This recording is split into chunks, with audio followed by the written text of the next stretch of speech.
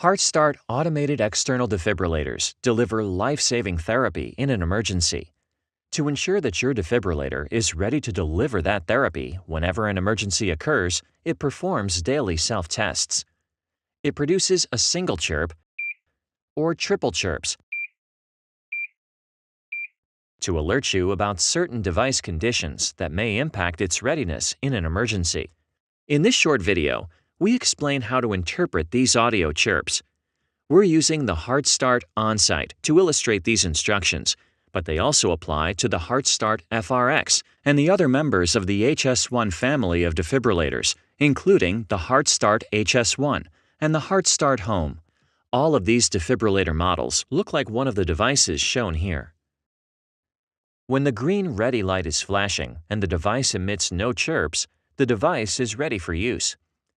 Triple chirps could mean that a potentially serious problem was detected during the last self-test that could prevent your defibrillator from delivering therapy in an emergency. When you hear triple chirps, remove the device from service and contact Philips or your Philips representative immediately for technical support.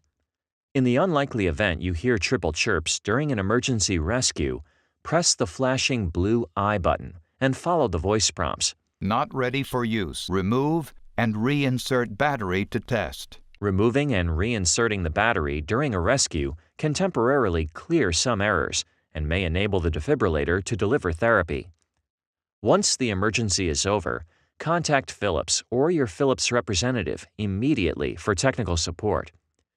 A single chirp indicates that the defibrillator requires routine maintenance, such as replacement of pads or installation of a new battery. Press the flashing blue I button to hear additional information about the cause of the single chirp. Low battery. Insert fresh battery.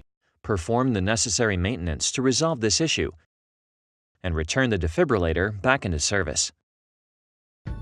This completes the training on how to interpret your HeartStart defibrillator chirp sounds.